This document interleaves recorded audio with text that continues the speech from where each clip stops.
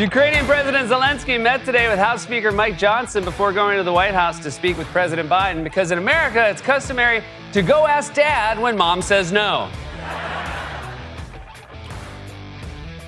They are hilarious. They are no wonder they make $20 million a year.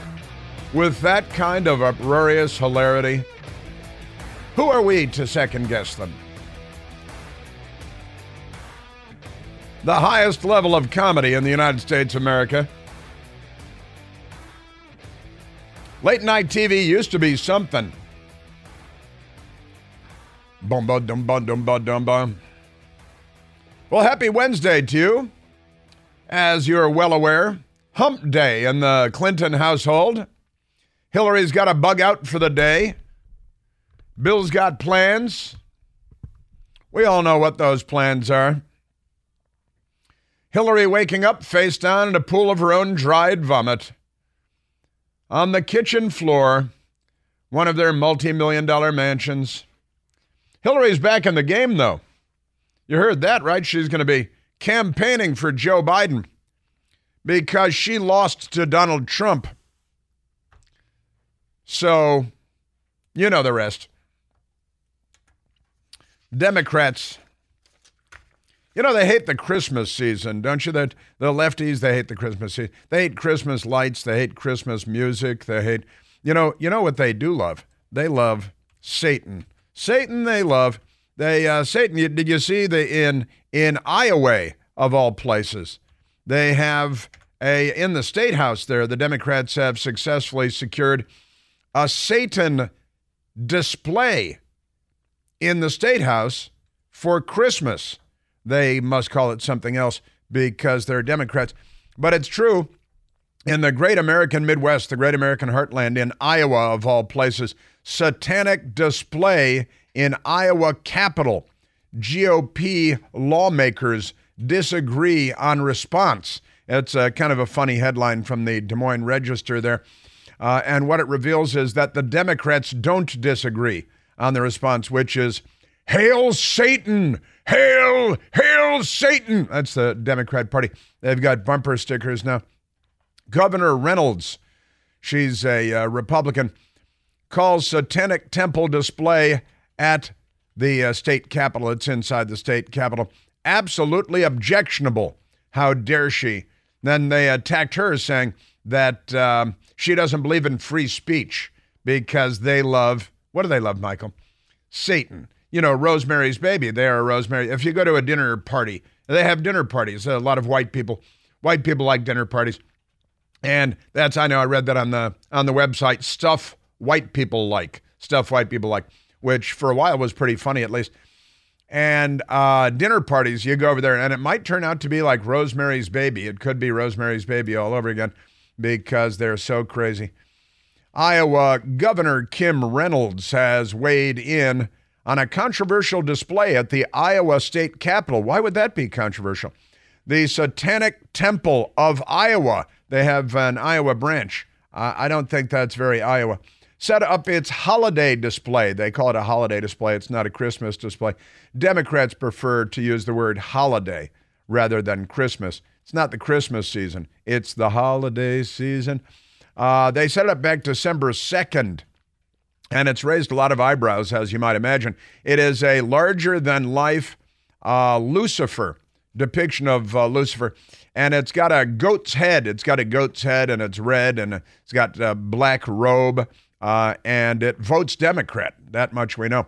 The Satanic Temple, Iowa, set up its holiday display back on December 2nd, and it's raised a lot of eyebrows, but not with Democrats. It features a depiction of Baphomet. I'm going with Baphomet as the pronunciation. And the Democrats, they worship. It's a pagan idol associated with the Knights Templar. Sure it is. That was conceived in the 11th century and whose depiction has changed dramatically over time. They know all about it. They're historians of satanic things. The display also features the 7 core beliefs of the religion. It's a religion, according to the Democrats. And they've got their satanic display because it's the holiday season, as they call it, the Christmas season, too. and it's Hanukkah, and so they worship Satan. And who do they love here? Because I'm not. It's Baphomet. Baphomet. That's who they like very much. A spokesperson. They have a spokesperson for the Iowa Department of Administrative Services said the group applied for the spot and met all the requirements. You know why? Satan! That's why, because they love Satan and they're a pal of Satan. State Representative Brad Sherman, a Republican from Williamsburg, called on Governor Kim Reynolds to take down the display. Tear down this display. In his newsletter, he claims the preamble to the Iowa Constitution refers to a supreme being, which is God, but not for Democrats. Dog is their co-pilot, as we know, and Baphomet apparently is their best buddy.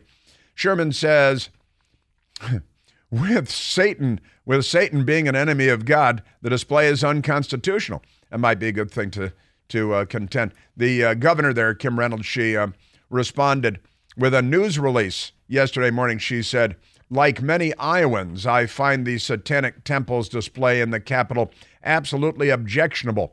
In a free society, the best response to objectionable speech is more speech. And I encourage all of those of faith to join me today in praying over the Capitol and recognizing the nativity scene that will be on display.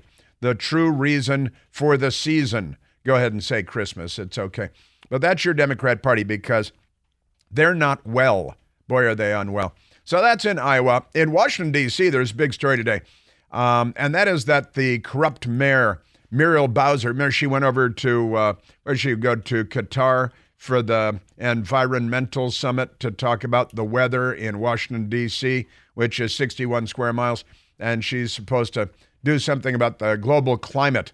And I wonder if she brought any likeness of Baphomet with her. What do you think? Excuse me, Baphomet. And I don't want to mispronounce the name of the Democrats' new god.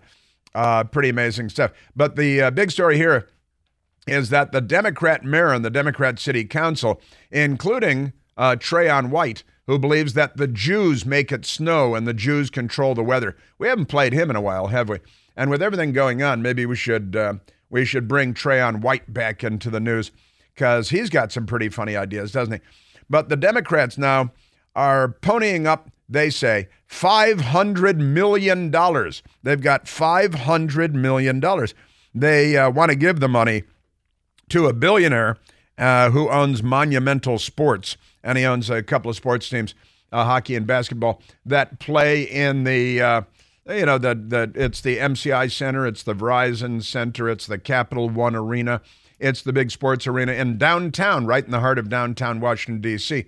And they're announcing, even as we speak, that the owner, the team owner, and they're leaving Washington, D.C. and moving to Virginia. And the governor of Virginia, Glenn Youngkin, he's having a press conference with the big team owner. And they're announcing, hey, we're pulling these teams and the arena, the stadium, out of Washington, D.C. and moving them to an area called Potomac Yards in Virginia across the Potomac River from Washington, D.C. and down south a little bit.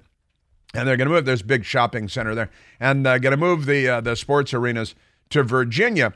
And it's largely because Democrats keep shooting people here with guns and robbing people and carjacking people and looting stores.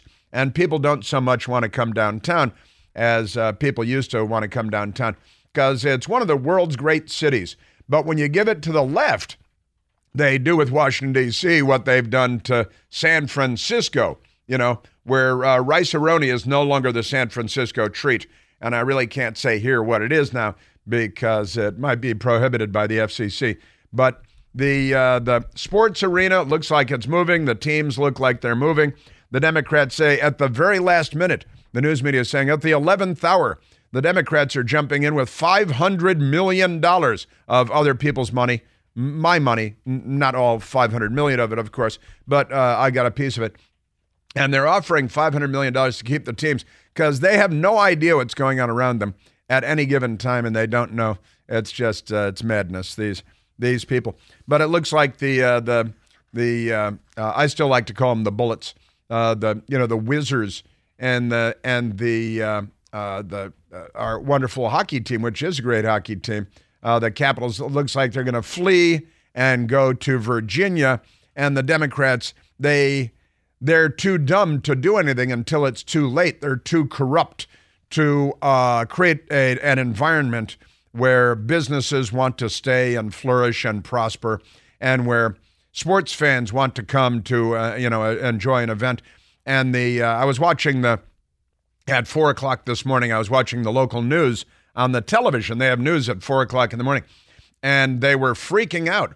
They were doing live shot from downtown on 7th Street outside the arena, saying all the businesses here, the restaurants, are panicked because they depend on the sporting events at the arena, at the Capital One Arena, for their livelihood. Everybody going to dinner, everybody buying stuff, everybody going, some dying too, and having drinks before and after, and the parking and the everything else, and it's very, very expensive. And a lot of people think that the Democrats have made Washington, D.C. so dangerous. There's so much crime. So many of their sons are shooting people and robbing people and carjacking people. Always keep in mind the problem is not our guns, it's their sons. And so it looks like the sporting teams are leaving. And, the Washington Redskins, we call them the Commanders now, they play quite some distance outside of Washington, D.C. at FedEx Field. And there's been a lot of talk lately about moving them back into the District of Columbia to the old RFK Stadium site. And that may be in jeopardy now. The city's going to want to pay billions of dollars to move them back in. But the truth is, the people in that neighborhood don't want NFL games in that neighborhood. And once again, a lot of sports fans are concerned about coming into D.C. because so many Democrats go around shooting people. And that's a problem. So we got that going for us. Also, the Democrats hate the Jews. That's hey, we didn't use that Tom Lehrer song yesterday. We got to whip that out too. But there was a kind of a, how do you make a heart attack funny? Well, it happened. The anti-Semites made a heart attack funny in Turkey. A Turkish lawmaker, that means he's a lawmaker in Turkey, which is a country. Turkish lawmaker, he got up on the floor and he started railing against the Jews and against Israel, and Allah will mete out punishment to you. And it's going to be real bad news for you Jews because we don't like you because he's a Muslim.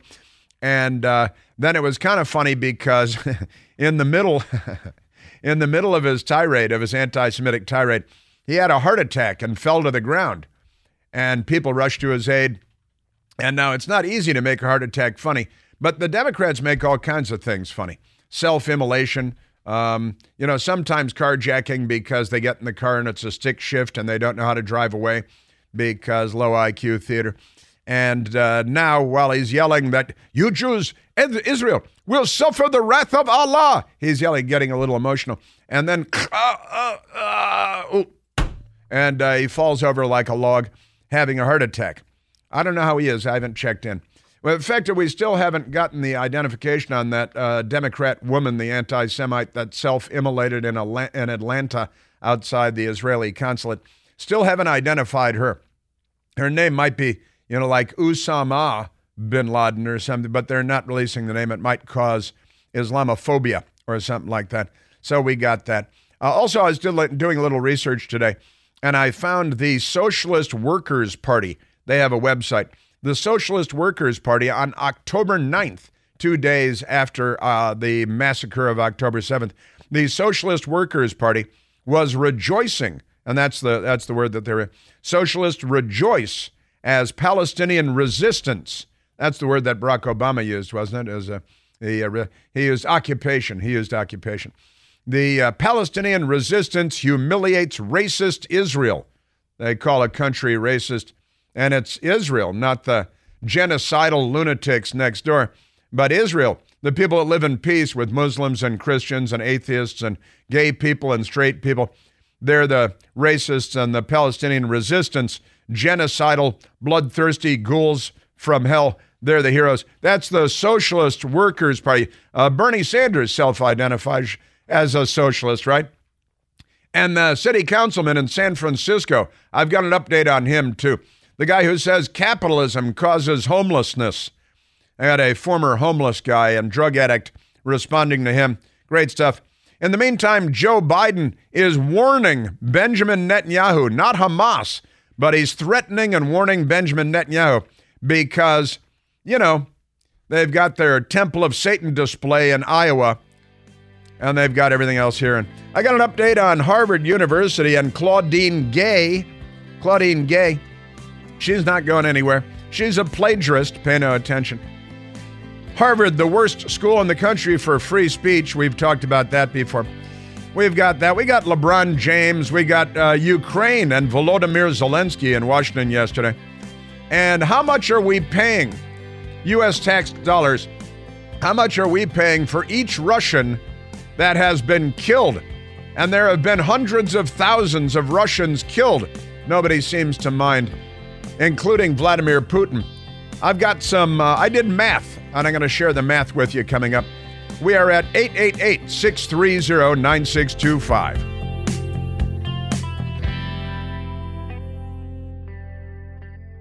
Hey, it's Chris Plant, excited to tell you about our July 2024 Listener Sea Cruise. We'll be sailing around the British Isles, visiting Scotland and Ireland. Please join us. Visit ChrisPlantCruise.com.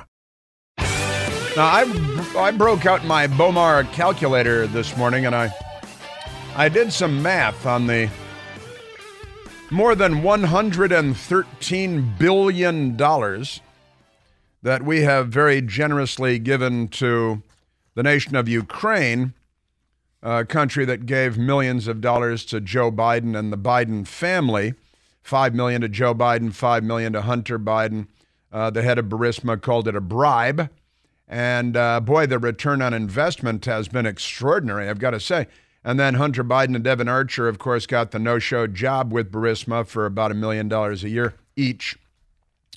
And now we've given $113.4 billion to Ukraine over the course of about 2 years. And I learned that the so-called intelligence community briefed some in the media yesterday, and they said that Reuters news agency, a declassified U.S. intelligence report assessed that the Ukraine war has cost Russia 315,000 dead and injured troops, just the troops, 315,000 in 2 years. And that's about it. Hey, speak up over there. And of which about 90% are personnel that they were in the military when the conflict began, 315,000. I did the math. I said, well, wait a minute. We have generously helped Ukraine kill 315,000 Russians, and that cost us $113.4 billion. What is that per dead Russian?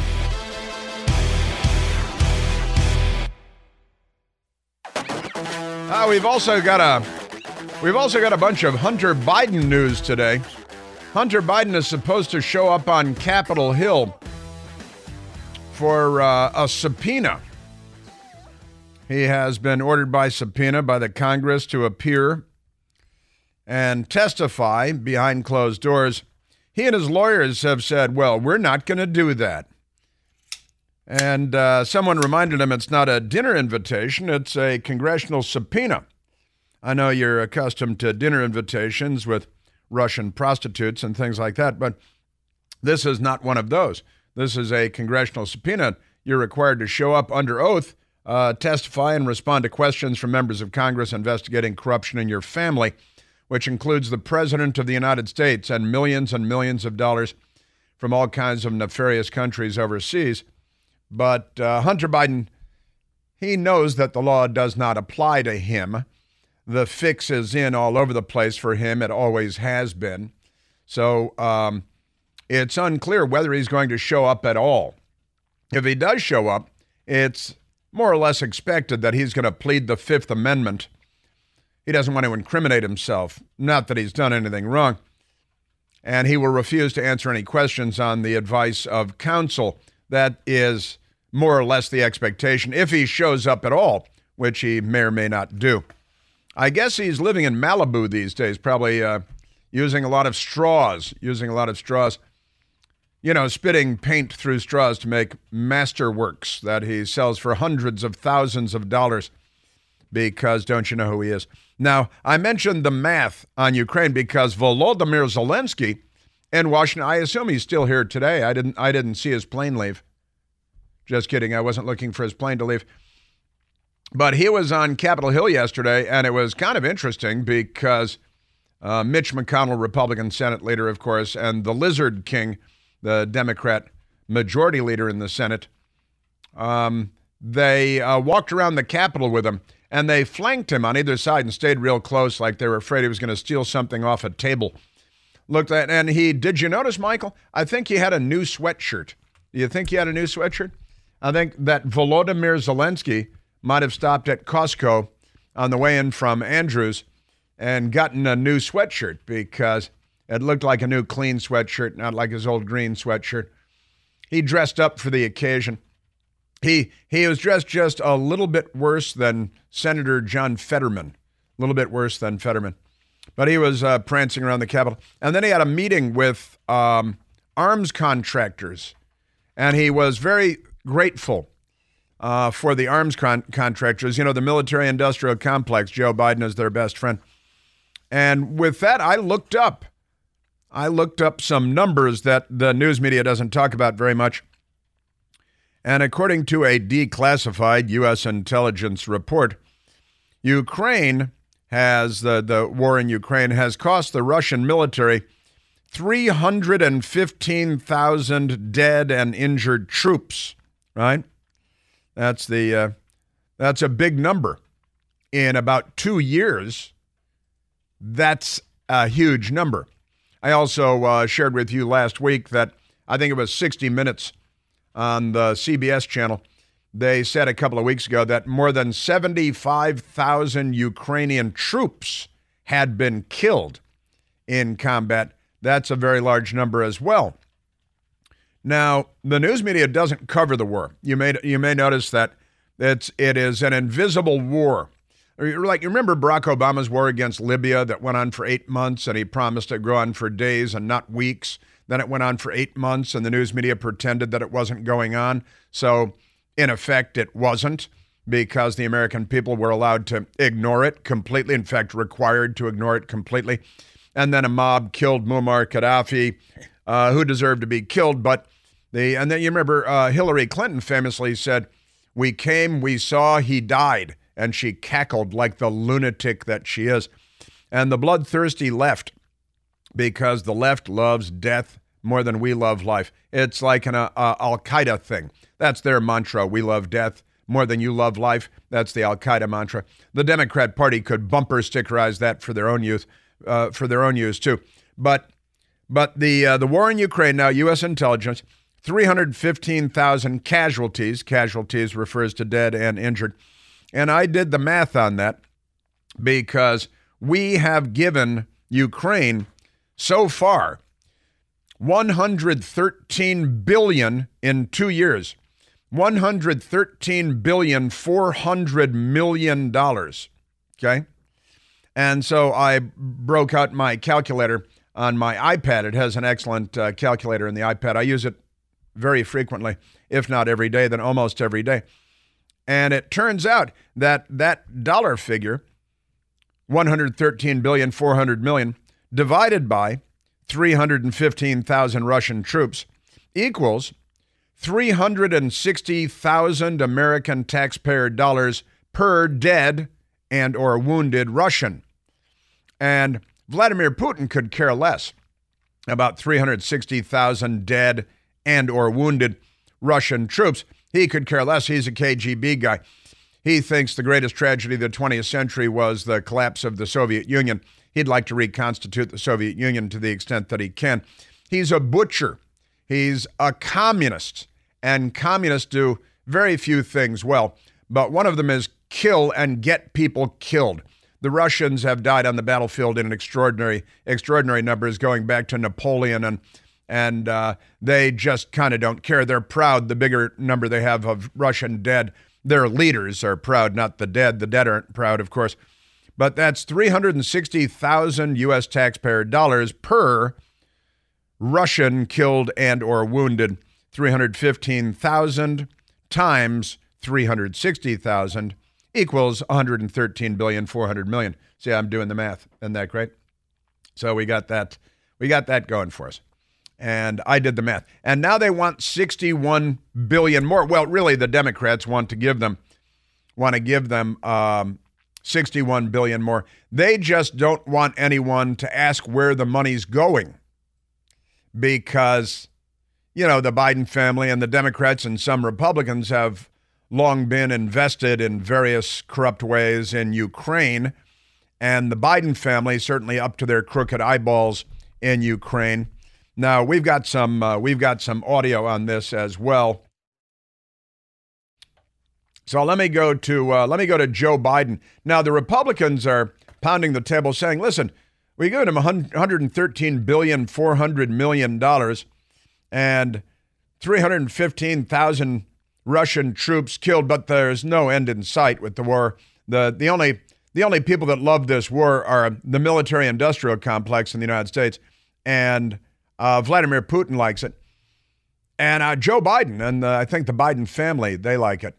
That's and a lot of the Democrats like it too. Now, here's Joe Biden yesterday, and they're selling us this thing that if Putin, which may or may not be true, that if Putin is successful in Ukraine, whatever that means, that then he's going to turn his attentions with a heavily depleted military to attack a NATO country next door, which I think is highly unlikely, highly improbable. But this is what they're selling, that Putin will then attack a NATO country next door. We promised Russia when the Soviet Union was collapsing that we would not expand NATO eastward, and then we broke our promise and we did expand NATO eastward. Putin complains loudly about that frequently, and he's a bad guy. He's one of the world's bad guys.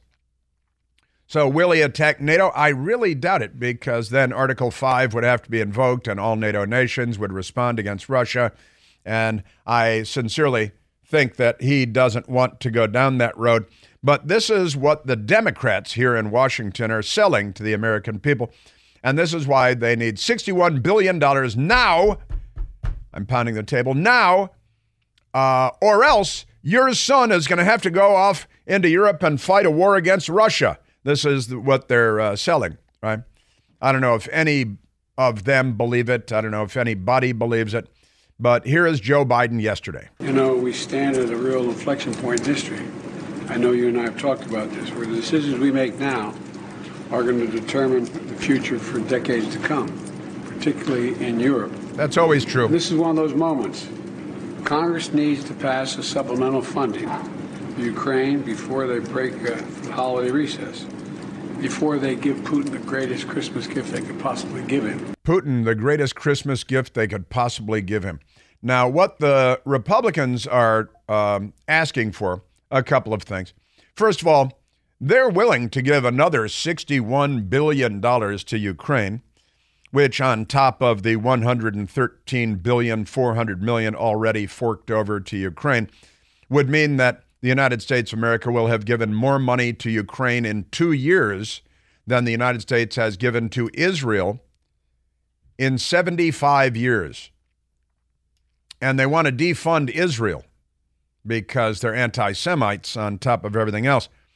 So, you're the president of the United States. Every point in history is an inflection point. And there are, that's your job. You got a tough job. You're the president of the United States, supposed to be the leader of the free world and all that stuff. But here's Joe Biden. It's the sword of Damocles hanging over our heads. And if the Republicans want, again, they want accountability with forget about the 113 billion, 400 million, that's water under the bridge. Another 61 billion, the Republicans are saying, we want to know where that money is going. And the Democrats say, shut up, racist. It's the greatest gift to Putin. It's a Christmas gift to Putin. You guys love Putin. No, we love accountability. And since the Democrats love to bundle everything together, and on Capitol Hill, everybody loves to bundle everything together, the Republicans are saying, we'll give you a vote on Ukraine aid after you give us a vote on border security. And the Democrats scream that you're a racist, and they throw things at you like Hillary Clinton. And they don't throw Hillary Clinton at you, but Hillary Clinton throws things at Secret Service, and Bill Clinton bounces ashtrays off his head and things like that. But never mind that.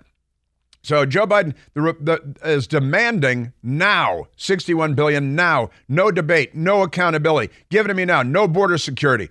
And then the Democrats say, oh, we'll give you money for the border.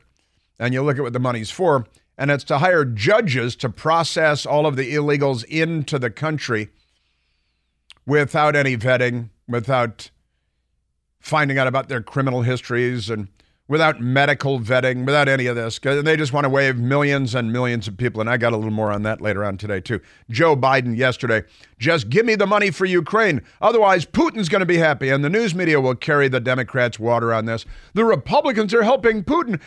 They'll use Joe Biden's language. It's the best Christmas gift that Putin could get, is that we're not giving $61 billion with no accountant looking at where the money's going. In time for Christmas, because they've got to kill more than 315,000 Russians. Otherwise, it'll be a failure. Joe Biden. The threats to America, to Europe, and the world will only keep rising if we don't act. And I intend that we act. The American people, Democrats and Republicans alike, I think, understand this. And they understand the very real fight that's going on right now. Tell us about the power grid. This winter, Putin plans once again to bombard Ukraine's electric grid, intends to, with rockets, plunging families into darkness in the coldest part of the year, and doing great damage. We can't and won't let him succeed. We mustn't let him succeed in that. Of course, in the United States, the Democrats are demolishing our power grid, and they're doing it by going green. No new coal-fired power plants, no new nuclear power plants, no new hydroelectric power plants, dams, no new sources of energy except windmills, which were invented by Persia in the 6th or 7th century. And they're killing whales. Kill a whale for clean air. The Democrat Party, whales wide. Are there any whales left to wash up on shore, or have the Democrats killed all of them in the name of environmentalism? You know, they're killing a bunch of those windmill projects off the East Coast because so many whales have been murdered by the Democrats. But wait a minute, Putin's going to attack the electrical grid in Ukraine. Here, under Barack Obama's plan of cap and trade, electricity costs will necessarily skyrocket. So only the rich can stay warm in the wintertime, and your grandmother can freeze to death, shivering in the cold in her old sweater. So the electrical grid Joe Biden, there was no war in Europe when Donald Trump was president. There was no war in the Middle East when Donald Trump was president. The Houthi rebels were not firing missiles at fuel tankers when Donald Trump was president. Now let's go to Volodymyr Zelenskyy, who was sitting there with Joe Biden yesterday in the White House. And he couldn't have been more thrilled to have had a meeting with the military-industrial complex, since he's already had $113 billion, $400 million, and he's looking at $61 billion more with no accountability when it comes to any of our dollars. And also some other important things. I met with the heads of American defense companies yesterday. Thank you very much, Mr. President. Really powerful companies. I thank them, and thanks all the workers, engineers, managers who built the strength of American weapons, helping Ukraine boost the development of arsenals of democracy. Kill the Russians. Now, Putin is a bad guy, and the Russians are not the good guys. But this is a stupid and sophomoric debate that we're really not having a debate in the United States. The Democrats are just shouting at people and demanding things with no accountability. Our Secretary of State, Antony Blinken, I played this soundbite for you yesterday or a couple of days ago. He pointed out that 90% of the money we're giving actually just circles right back to the American defense contractors. By the way, 90% of the assistance, the security assistance that we provided Ukraine, is actually invested right here in the United States. Invested. To our companies, to our manufacturers. Yeah, the military-industrial complex. Dwight David Eisenhower warned us about this, and Joe Biden is the embodiment of that warning. Extraordinary, 90%. So 90% of 113,400,000,000 still leaves a whole lot of money, because 10% of that is a ton. Let's just look at the new $61 billion. If 90% of that comes back to American defense contractors, I'm sure we're giving a fair price on everything, right? Then that's $6,100,000,000 left over. Where's that $6,100,000,000 left over going? It's buying chateaus in the Alps, yachts in Cyprus. We're being fleeced all over the place. We'll learn about it 8 years from now in a page 7 story in the Washington Post on Saturday morning at the bottom with no picture. Oh yeah, by the way, they built us out of $62 billion over the course of 5 years, and nothing will be done about it. Just like the Biden family. 888-630-9625.